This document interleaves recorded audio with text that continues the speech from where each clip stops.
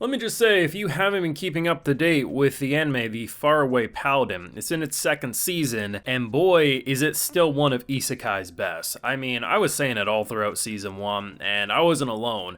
They kind of had a cult following in season 1, and we were hustling this show as much as possible. Just unfortunately, season 2 comes out, and unless it's the biggest show, just no one wants to talk about it. But I've been keeping up to date with this one, and what they've been doing with this show is so good. And I think in order to sell people, just in hopes to maybe get them to start watching this, because we are going to talk about the latest episode, of course, but I really want to sell this. You know that feeling in like the Lord of the Rings, especially the Fellowship of the Ring, when everyone's kind of like grouping together, they're trying to go out on their mission. It seems like an impossible mission. Get that ring into basically the pits of hell to burn that bitch alive. That's the exact feeling of season 2 of the Faraway Paladin. While season 1, I have plenty of videos discussing why that's great, we are in a point where it's unlike anything you're gonna watch this year for an isekai, because the fantasy element to this is pure fantasy. It doesn't do any cliches or tropes. Instead, we have a man who truly feels like a leader at this point, with a party going up against an impossible mission. They have to go kill a dragon. They have to kill this dragon that literally gods are saying, you will die if you go do this. But Will, being the paladin that he is, wants to save as many as he can, and he's going up against these impossible missions. But rather than just jumping in and fighting a big dragon like a lot of these shows would do, it takes its time. We go and we have these moments with dwarves. I mean, there's this moment in the latest episode where basically someone who's not really sure if he's fit to be king and is following under this paladin in order to try to become the man he needs to be,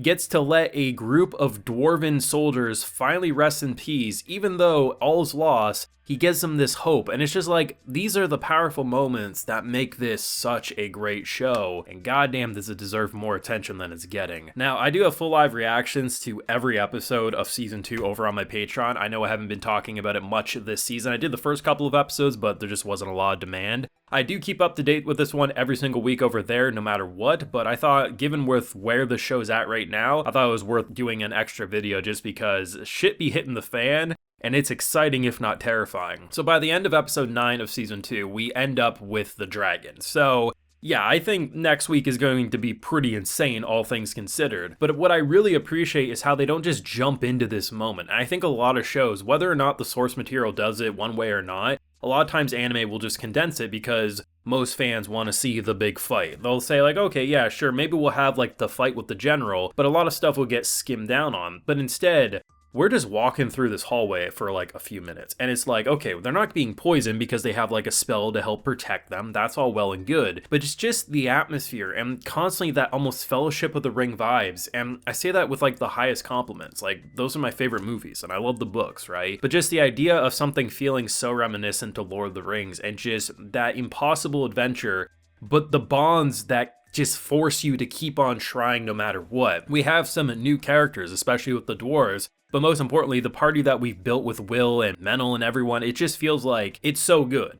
I'm worried about Rastov of all characters. I feel like if someone's gonna die, it's gonna be our big buffy guy, because I mean, we need him to go up against this dragon no matter what. The whole thing's impossible, but I'm really worried about Rastov. I hope he pulls through, but I don't know. Like, if we somehow defeat this dragon and actually come out all alive, I'll be shocked. I'll be happy, but I'll be shocked to say the least. But I appreciate how this episode, this latest one, was all about like someone who really could be a coward or maybe not that interesting of a character to follow, but the idea of someone who pretty much is trying to grow into that role of being kind of like the king he needs to be. He has the blood in his veins, but the encouragement, the lack of confidence, it does hold a character like that back. So to have a moment where pretty much like we walk in and I'm thinking we're about to fight some skeletons. Like, if you open up a door and you're going through a cavern, a cave, or whatever, and you're trying to find the boss and an army of skeletons starts looking at you, you're drawing your blade. Like, that's the natural response. But no, instead, there was no fight there. And these are the moments that really help separate the Faraway Paladin from your run-of-the-mill fantasy, not even just Isekai, but fantasy in general. Basically, these are fallen soldiers who are keeping up to date that, you know what, Kingdom hasn't fallen,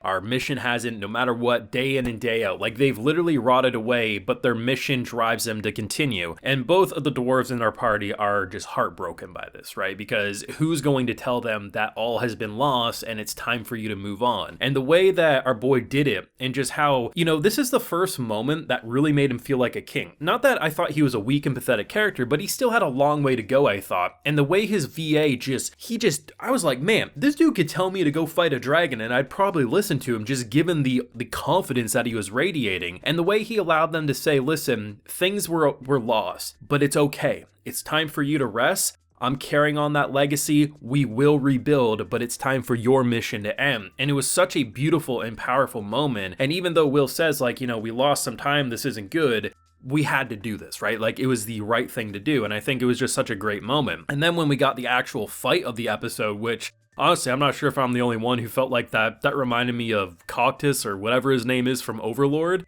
Like, that's just what this general looked like. That was a cool ass fight, man. And I love the idea that pretty much like all logic side says, don't let him do this. He's going to get himself killed. But it's like, well, even if we wanted to stop him, can we really do anything? Like, the idea of dwarves, especially in fantasy media that really understand dwarves as a like their base instincts. Because of course, authors can take liberties to do whatever they want with a race. It's their creation. Like, if they want to make dwarves super happy-go-lucky, never murder, they can go do that. But in terms of more classical fantasy stuff, like they're warriors, man. They will, you can point a million guns at them and they're still going to charge in and try to absolutely obliterate you. And that's what he did. And I think the idea of giving him that emotional power up in terms of like really making him feel like a king, no wonder he charged into that thing. When he got like sideswept into the pillar and then the chains wrapped around him, I was like, okay, this is the moment that's going to make him maybe calm down. Will can give him a hand. But no, he just pulled those chains to the point that the pillar broke. And goddamn, man, that was some clean animation. I thought season 1 looked fine. Like, there's moments of season 1 that I thought had like a really interesting style, but you could tell that it probably deserved a little more time in the oven than it got. But it wasn't a bad looking season by any means. The beginning of season 2, I wouldn't really say was all that different from season 1, but surprisingly, for the first time,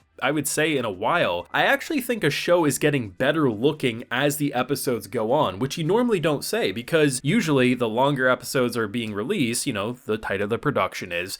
But honestly, from like the midway point to where we're at now, it actually feels like it's more consistent. The character designs are sharper, the animation is smoother, and just like, I kind of wish the entirety of this show looked as good as it currently has these past few episodes. But either way, I mean, whether it's the 3D monsters, like there was some hordes that we were fighting, as well Will was in the group, as you know, our dwarf is just kicking ass and taking names. It's a pretty bright scene, but the 3D actually blended in quite well, and I'm hopeful with how next week will look in terms of the dragon fight. Now, I imagine there will be a lot of 3D with the dragon, especially on wider shots, but I think given the location, it should blend in pretty well. But either way, I'm very impressed with where the Faraway Paladin has gone, and I'm just so happy we ended up getting a season 2, because as much as I could have left it with season 1 with how they did it, I'm just so grateful that we get to experience this kind of dragon arc and seeing a bunch of new characters and some familiar ones just really pop out and shine. Now, those are just my thoughts on pretty much this latest episode, but just kind of my overall impressions of the almost Lord of the Rings vibes that this season's been giving me. But let me know what you've been thinking of Faraway Paladin, and you worried about that dragon fight? Because I definitely am. I just don't see how they're going to do it. But let me know your feelings down below. Leave a like if you enjoyed. Subscribe if you're new around here. Ring that bell so you can get notified when I upload more to the channel. And like I mentioned, we cover this every single week on Patreon, no matter what, in live reaction format if you're interested. And hey, while you're over there, you also get a video shout out. So today we have Guy Valentine, Internally Lost, Millie Camps, Mauve, Curso, Joshua Charmartin, and Benjamin 1. I appreciate the support, everyone. Please take care and have a good one.